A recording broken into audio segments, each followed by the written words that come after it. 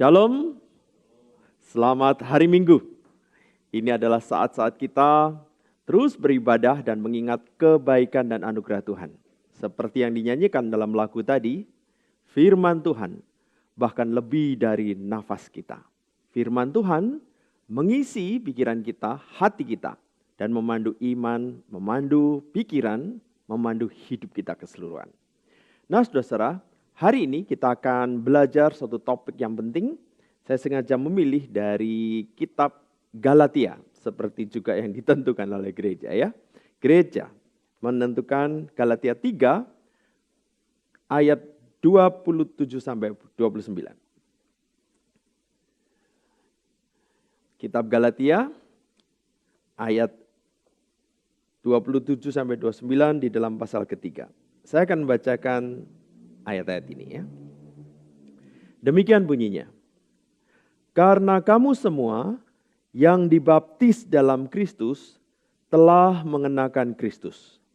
Dalam hal ini tidak ada orang Yahudi atau orang Yunani, tidak ada hamba atau orang merdeka, tidak ada laki-laki atau perempuan, karena kamu semua adalah satu di dalam Kristus Yesus. Dan jikalau kamu adalah milik Kristus, maka kamu juga adalah keturunan Abraham dan berhak menerima janji Allah. Bapak Ibu Saudara sekalian, saya membaca suatu berita yang mengagetkan saya. Berita ini tertulis hari Jumat 8 November 2019. Dan di dalam berita ini tentu akan mengagetkan kita semua. Akibat menikah beda kasta, pasangan India mati dirajam. Saudara-saudara, rupanya ada pria dan wanita berbeda kasta. Mereka saling jatuh cinta. Nah saudara-saudara, tentu saja pria jatuh cinta pada wanita dan sebaliknya sesuatu yang normal.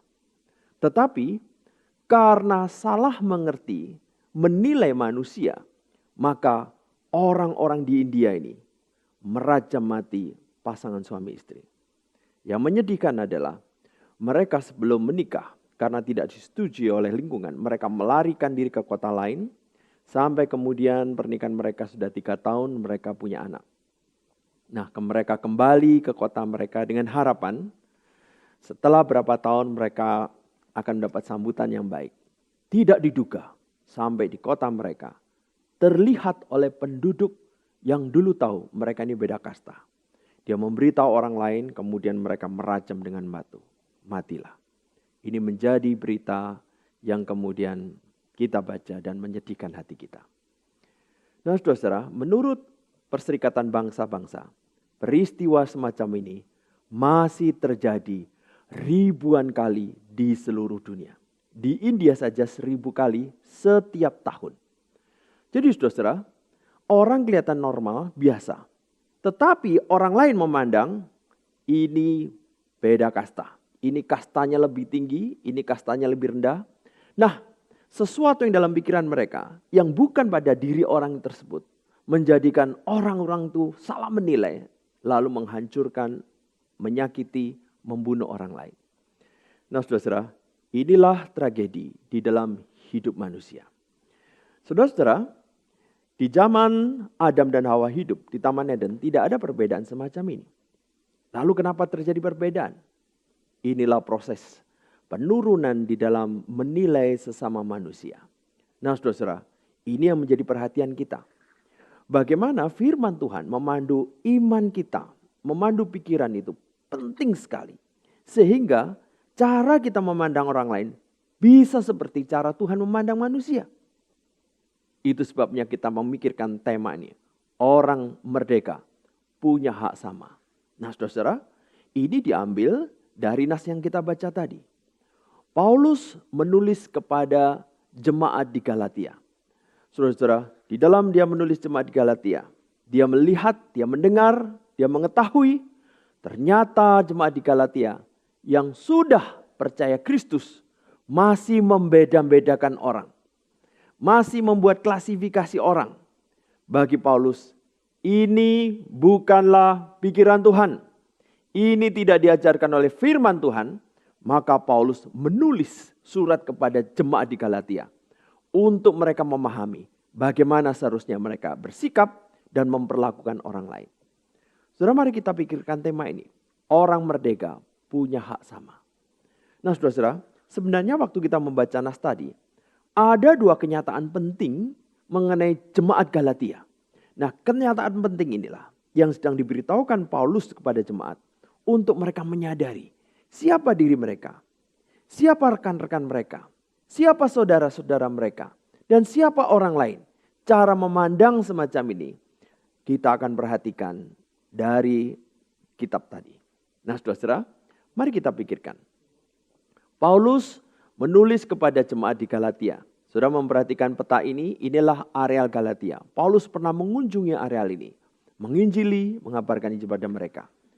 Celaka sekali setelah Paulus pergi menjauh, rupanya ada sekelompok orang yang memberi pengajaran-pengajaran yang keliru, yang menyesatkan, tetapi seolah-olah ini sesuatu yang benar dan membuat pikiran iman mereka menjadi meleset tidak seperti seharusnya. Paulus tidak rela orang-orang ini kemudian mengalami kekeliruan. Ini jemaat yang dirintisnya. Maka dia tuliskan surat ini. Nah, saudara-saudara, dua kenyataan ini akan kita pikirkan satu persatu. Dua kenyataan penting yang sebenarnya pada jemaat Galatia. Tetapi jikalau mereka keliru memahami, mencampur dengan ajaran palsu, pikiran mereka akan tercemar dan mereka akan keliru. Nah, saudara-saudara, salah satu lukisan menggambarkan Paulus semacam ini. Saya pernah menunjukkan di dalam khotbah yang sebelumnya. Nah, mari kita pikirkan kenyataan yang pertama. Nah, saudara-saudara, sebelum kita membahas kenyataan demi kenyataan, ini adalah outline dari kitab Galatia. Jadi pasal pertama sampai kedua itu keotentikan Injil. Paulus menunjukkan kepada jemaat Galatia hal-hal penting mengenai Injil. Dan jikalau mereka keliru mengenai Injil atau orang keliru memberitakan Injil, dia sangat geram dan dia berharap orang Galatia segeram dia di dalam menilai Injil-Injil yang salah. Yang kedua, superioritas Injil. Injil jikalau dimengerti dengan tepat, itu memberikan kesadaran seperti yang dimaksudkan Tuhan dan berbeda dengan cara orang berpikir meskipun pikiran mereka sudah ratusan atau ribuan tahun. Yang terakhir adalah kemerdekaan Injil. Nah, ini adalah outline-nya. Nah, mari kita perhatikan kenyataan penting yang pertama terdapat di dalam ayat 27. Saya akan bacakan ayat 27. Di sana dikatakan, karena kamu semua yang dibaptis dalam Kristus telah mengenakan Kristus. Ini adalah kenyataan penting yang pertama. Kamu semua telah mengenakan Kristus. Nah, saudara-saudara, istilah mengenakan membuat kita berpikir. Apa dimaksud mengenakan? Itu sebabnya saudara-saudara, kita akan memikirkan istilah mengenakan ini. Nah, saudara-saudara, di dalam ayat yang lain, di dalam versi bahasa Inggris, rupanya ada terjemahan yang unik. For all of you who were baptized into Christ have clothed yourself with Christ. Mengenakan sesuatu pada dirimu dengan Kristus. Nah, saudara, jadi istilah mengenakan sesuatu pada diri kita. Dan sesuatu itu adalah sesuatu yang berkaitan dengan Kristus. Saudara-saudara, saya pernah menjelaskan gambar ini. Saya pada waktu remaja pernah disudutkan oleh seorang yang mengatakan, kamu orang Kristen, cuma percaya-percaya saja lalu berharap diselamatkan. Lalu orang itu mengatakan, beda dengan kami. Kami berusaha dengan perbuatan baik, dengan bersalah diri, lalu kemudian kami boleh berharap masuk surga. Kamu cuma iman, cuma percaya lalu berharap masuk surga. Apaan tuh? Nah, saudara, saya waktu remaja tidak terlalu memahami bagaimana harus menyikapi kalimat semacam ini. Dengan makin mengenal firman Tuhan, saya tiba-tiba makin mengerti bagaimana seharusnya saya menghadapi pernyataan semacam ini.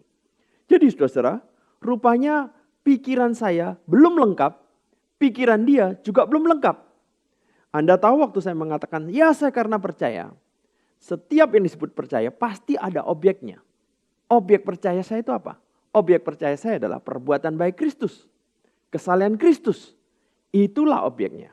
Dan kepada orang itu seharusnya saya bertanya, Bapak yakin dengan perbuatan baik Bapak masuk surga? Ya yakinlah. Bapak percaya dengan perbuatan Bapak masuk surga? Ya percayalah. Yang penting ikhtiar. Dengan kata lain, dia sendiri sedang mau menunjukkan bahwa inilah kepercayaan dia.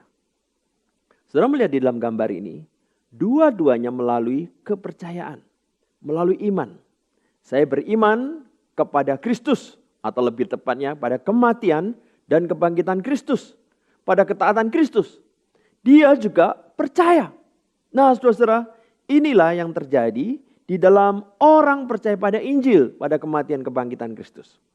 Pada waktu orang percaya pada kematian kebangkitan Kristus, maka orang itu sebenarnya sedang mengenakan kebenaran Kristus.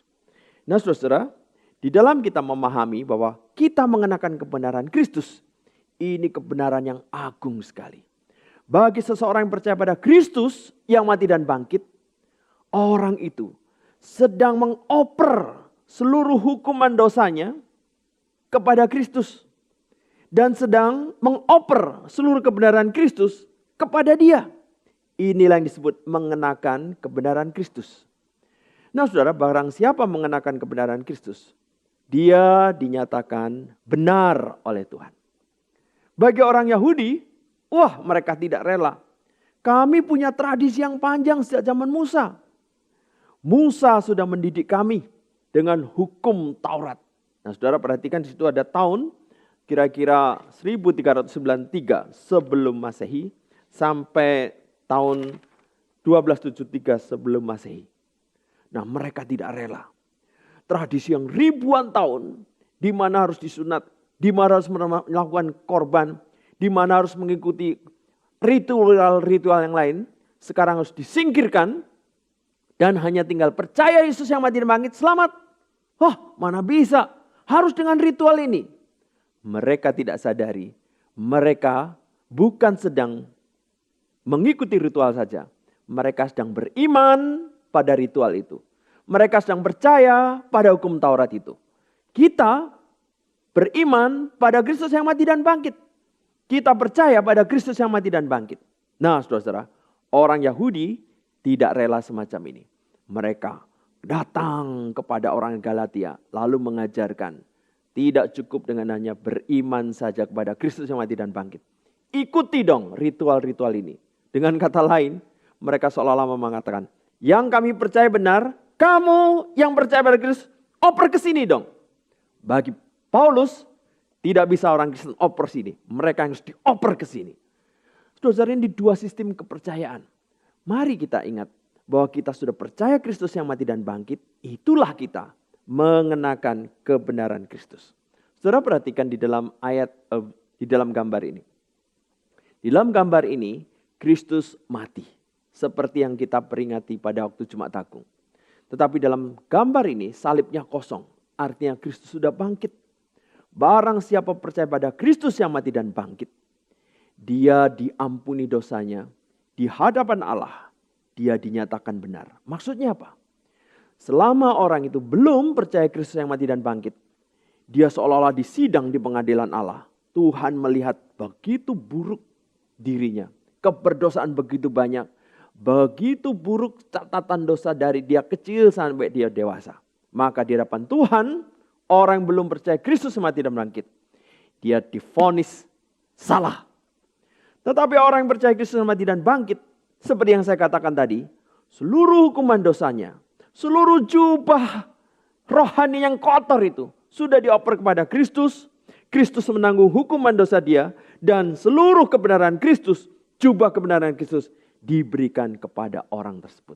Maka orang itu di hadapan Tuhan, Tuhan hanya melihat kebenaran Kristus dan orang itu dinyatakan benar. Inilah rahasia yang penting dan indah sekali. Saudara-saudara, di dalam 2 Korintus dikatakan, dia yang tidak mengenal dosa telah dibuatnya menjadi dosa karena kita, supaya dalam dia kita dibenarkan oleh Allah. Ayat ini pernah menimbulkan pertanyaan di hati orang Kristen, di hati jemaat. Loh Pak, dia tidak mengenal dosa, kok dibuatnya menjadi dosa? Maksudnya apa itu? Nah, ayat ini dalam versi yang lain lebih mudah dimengerti, yaitu versi terjemahan sehari-hari. Ingatlah bahwa Kristus sama sekali tidak berbuat dosa. Tetapi Allah sudah membuat dia diperlakukan seperti orang berdosa, demi menanggung dosa kita, Allah melakukan itu supaya kita yang bersatu dengan Kristus dibenarkan di hadapan Allah. Jadi Kristus tidak pernah berdosa. Karena tidak pernah berdosa, dia seperti anak domba Allah yang tidak bercacat, tidak bernoda. Dan dialah yang memiliki kualifikasi menggantikan hukuman dosa kita. Nah saudara, di dalam kitab Galatia disebutkan, dibaptiskan menjadi satu dengan dia, kamu telah mengenakan seluruh busana Kristus. Artinya apa? Seluruh kebenaran Kristus yang seperti busana itu diberikan kepada kita. Nah saudara, Galatia ditulis oleh Paulus untuk orang-orang di Galatia yang merupakan kekaisaran Roma. Saudara tahu apa menjadi pemikiran Paulus? Nah, Paulus membayangkan peralihan orang dari anak kepada manusia dewasa. Di dalam tradisi Roma, ternyata mereka harus mengenakan toga baru. Jadi anak-anak ini ketika mereka pada usia tertentu sudah dianggap dewasa, mereka belajar bagaimana mengenakan baju yang baru, toga yang baru. Setelah dikenakan, nah mereka bisa yakin dan merasa sekarang dengan toga yang baru, baju yang baru, busana yang baru, saya adalah orang dewasa. Demikian juga orang Kristen. Orang Kristen adalah orang yang dulu berbusana dosa. Bukan hanya busananya dosa, dirinya hatinya menghasilkan dosa. Orang semacam ini harus dihukum dan dinyatakan salah.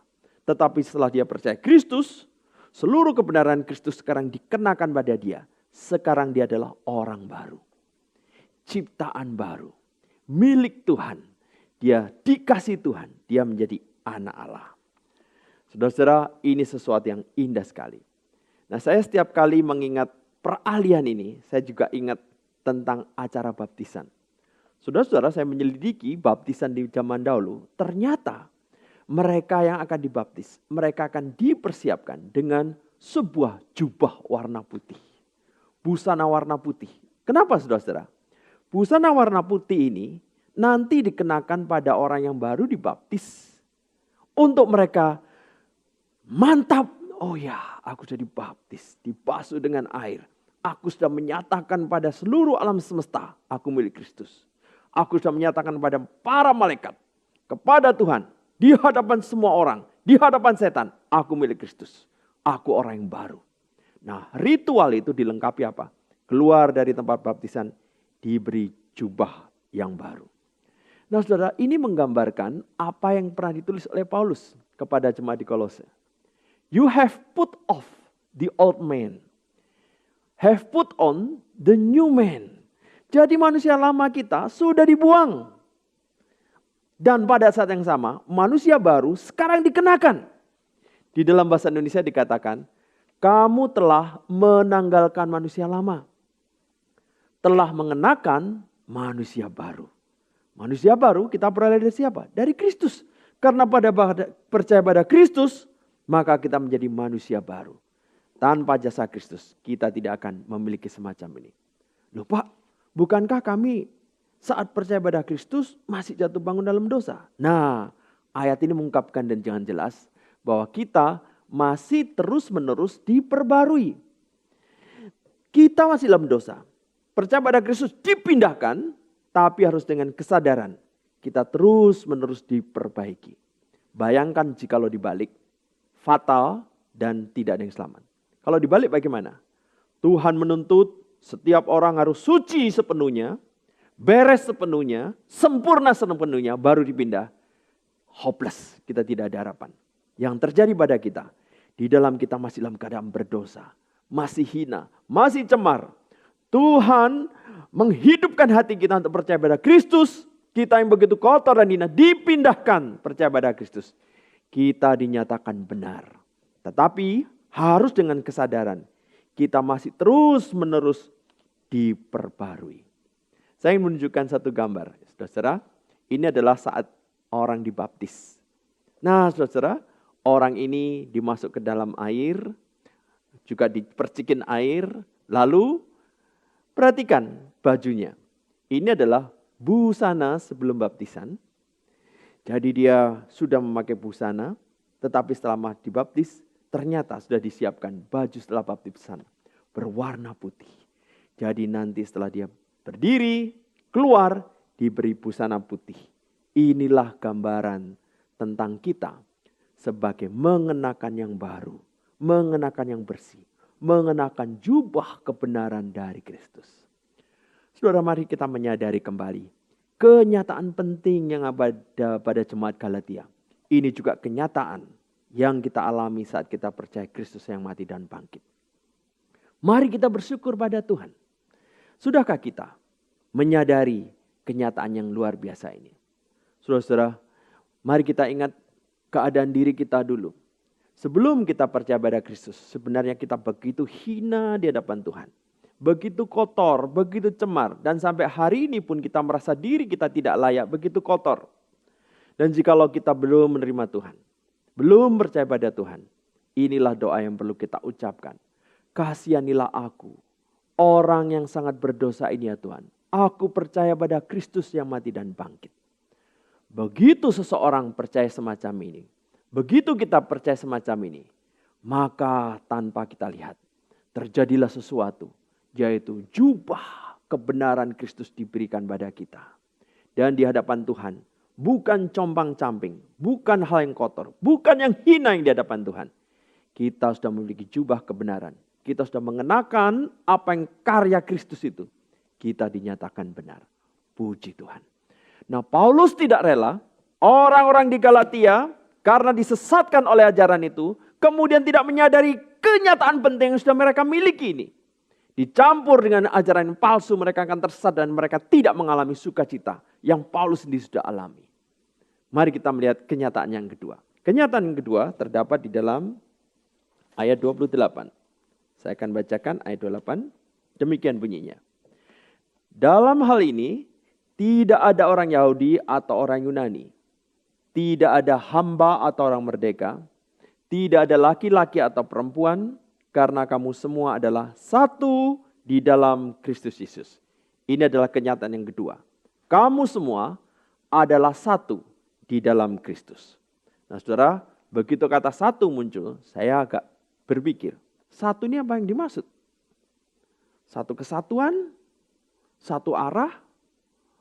Satu organisasi, satu apa ini? Nah saudara, puji Tuhan ada terjemahan lain yang akan menolong kita. Di sana dikatakan versi mudah dimengerti. Ya, saya akan bacakan. Dalam Kristus tidak ada lagi perbedaan antara Yahudi dan bukan Yahudi. Tidak ada lagi perbedaan antara hamba dan orang bebas. Tidak ada perbedaan antara laki-laki dan perempuan. Kamu semua sama dalam Kristus Yesus. Satu tadi artinya apa? Sama. Sama level. Tidak ada perbedaan. Tidak ada kelas di dalam orang-orang Kristen. Di dalam bahasa Inggrisnya lebih jelas lagi. Di sana dikatakan, in Christ's family, there can be no division into Jew and non-Jew, slave and free, male and female. Among us, you are all equal. That is, we are all in a common relationship with Jesus Christ. Semuanya setara, semuanya sejajar. Tidak ada yang lebih tinggi, tidak ada yang lebih rendah, tidak ada kasta di dalam kekristenan. Inilah pikiran dari Paulus yang mempengaruhi orang-orang di abad-abad pertama, yang kemudian mempengaruhi Eropa dan mempengaruhi Amerika, mempengaruhi seluruh dunia. Dan inilah pikiran yang luar biasa. Kita setara. Kita equal. Nah, saudara-saudara, bagi negara-negara yang belum dipengaruhi pemikiran ini, maka kita prihatin. Karena mereka akan membeda-bedakan orang sesuai kasta. Nah, saudara-saudara, itu sebabnya saya ingin menerjemahkan jemaat Allah sama di dalam Kristus. Jemaat Allah sama, setara di dalam Kristus. Saudara-saudara, mari kita pikirkan hal ini. Setara, sama, dengan pengertian bagaimana? Saya ingin menunjukkan dengan diagram semacam ini. Orang di sebelah kiri, orang di dalam kegelapan, didikte oleh setan sebagai Tuhan yang ilegal. Tuhan yang ilegal ingin menghancurkan, merusak manusia dengan cara bagaimana? Pemikiran-pemikiran, ajaran-ajaran, salah satunya adalah manusia itu berbeda-beda kelas, berbeda-beda kasta. Nah, saudara-saudara, di dalam keberdosaan, di dalam kecemaran, di dalam keadaan mati rohani, manusia menjadi makanan empuk dari setan yang mendikte. Tetapi atas anugerah Tuhan, beberapa orang percaya kepada Kristus yang mati dan bangkit. Dan orang ini kemudian beralih menjadi pribadi yang kemudian pindah kepada terang, kepada Kristus. Dia menjadi milik Tuhan. Nah, apakah orang di sebelah kanan ini ciptaan baru? Pasti ciptaan baru.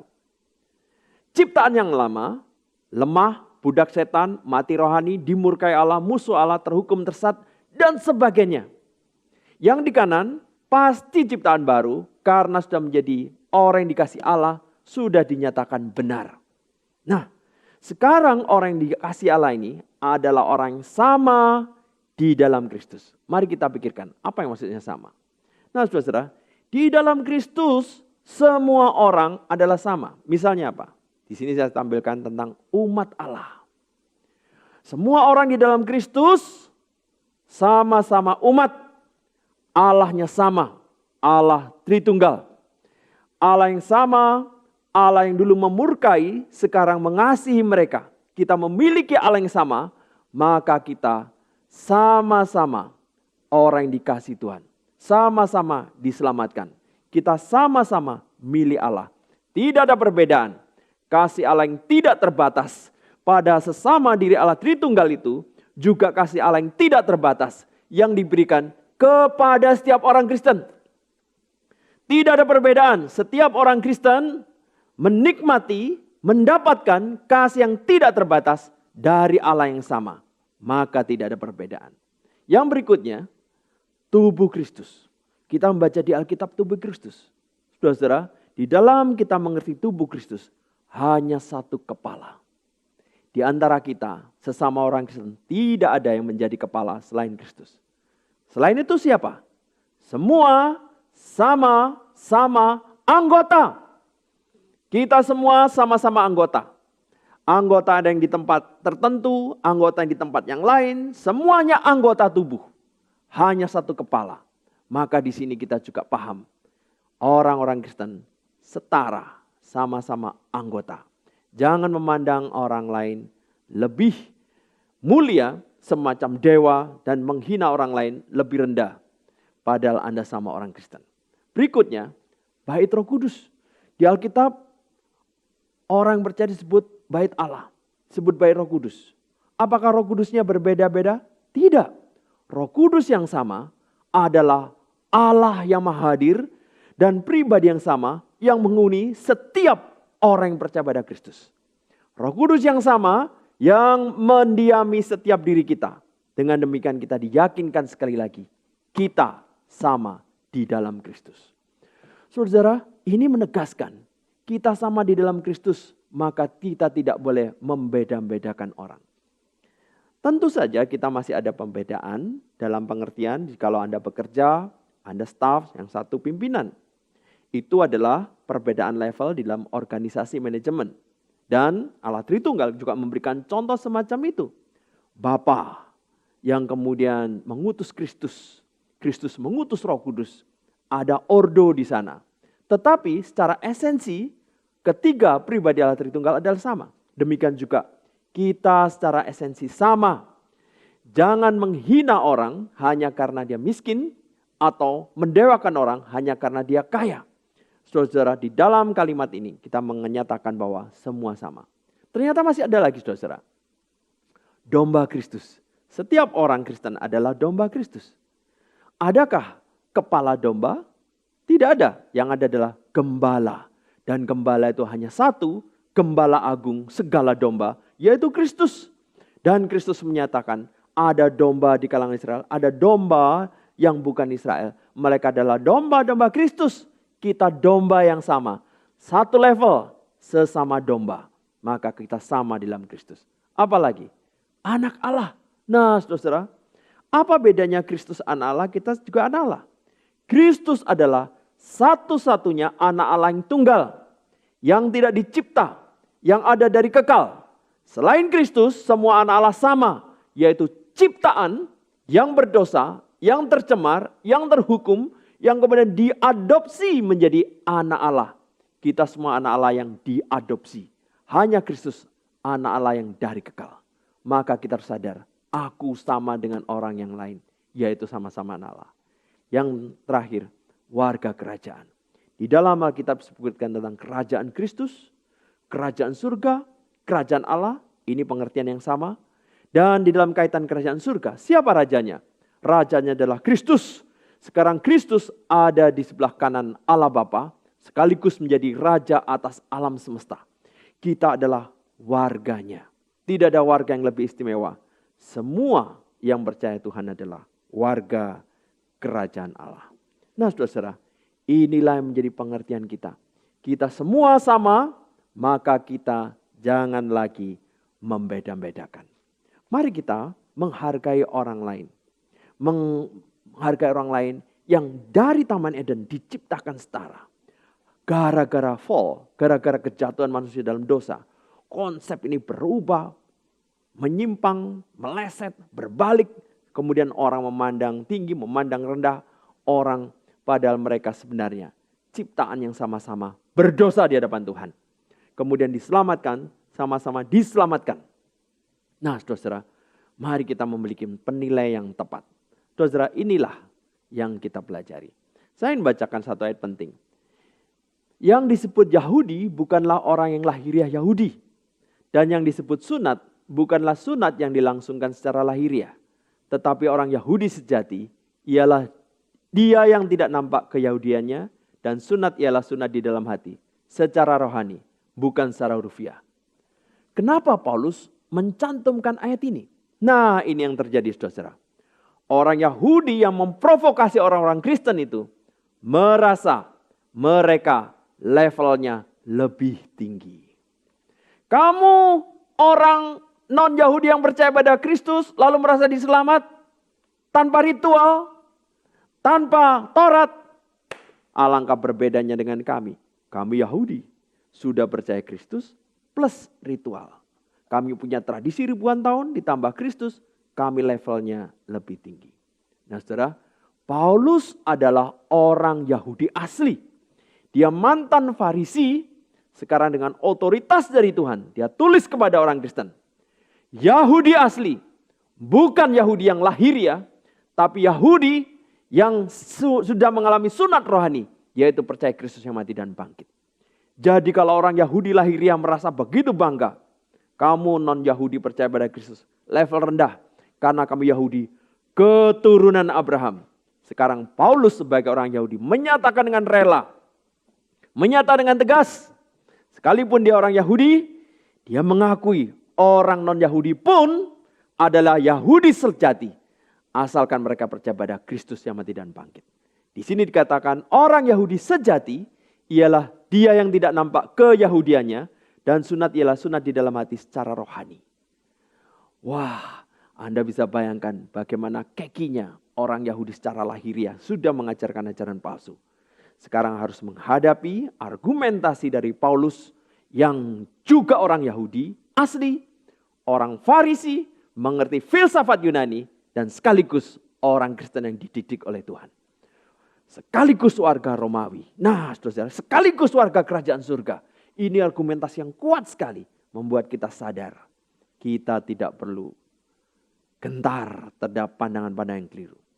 Saudara, mari kita punya confidence yang luar biasa. Apakah Anda Yahudi? Apakah saya Yahudi? Ya, saya Yahudi. Saya adalah seorang Yahudi. Bukan Yahudi biasa. Yahudi yang asli, Yahudi yang rohani. Sesuai pernyataan ini. Maka kita tidak perlu juga memandang orang Yahudi lahirnya lebih tinggi atau lebih rendah. Tidak perlu memandang orang lebih tinggi atau lebih rendah. Di dalam Kristus, dalam satu aspek, di dalam Kristus kita sama. Nah, di dalam pekerjaan, di dalam hal yang lain kita ada perbedaan. Tentu saja di dalam kuliah ada dosen, ada mahasiswa. Itu adalah institusi. Tetapi di dalam Kristus kita semua sama. Nah, di dalam organisasi gereja memang ada perbedaan. Ada yang melayani sebagai penatua, ada yang melayani sebagai pengurus yang lain. Tetapi di dalam Kristus kita semua sama. Nah saudara, mari kita simpulkan. Jadi kita belajar di kitab Galatia. Di dalam kitab Galatia pasal 3 ayat 27 sampai 29. Kita sudah membahas dua kenyataan penting. Kiranya menjadi sesuatu yang kita camkan. Yang pertama adalah jemaat Allah telah mengenakan Kristus. Jikalau kita percaya pada Kristus, kita sudah mengenakan Kristus, mengenakan kebenaran Kristus, mengenakan jubah putih kebenaran Kristus yang membuat kita diberanikan datang kepada Allah. Nah saudara, jikalau kita memberitakan Injil, kita seolah-olah sedang menawarkan jubah kebenaran kepada orang lain. Jikalau orang itu menolak, hati kita iba dan kasihan. Jikalau orang itu menerima, detik itu dia dinyatakan benar oleh Tuhan. Maka Galatia jangan sampai tersesat. Jikalau mereka mengerti konsep ini, mereka akan menjadi pemberita Injil. Dan Paulus tidak ingin mereka macet. Mari kita memberitakan Injil juga. Nah saudara, kenyataan kedua, jemaat Allah sama di dalam Kristus. Tidak ada yang lebih rendah, tidak ada yang lebih tinggi. Saya ingin mengutip satu ayat yang indah. Jadi di antara kita saudara-saudari seiman, kita tidak pantas lagi membeda-bedakan antara orang Yahudi dan orang yang bukan orang Yahudi. Atau antara budak dan yang bukan budak. Ataupun antara laki-laki dan perempuan. Karena kita semua sudah menjadi satu karena bersatu dengan Kristus Yesus. Puji Tuhan. Saudara, ini pelajaran yang indah mengenai kemerdekaan kita di dalam Kristus. Orang merdeka punya hak sama. Mari kita masuk di dalam doa. Mari kita berdoa, saya akan memimpin doa dan sekaligus doa syafaat.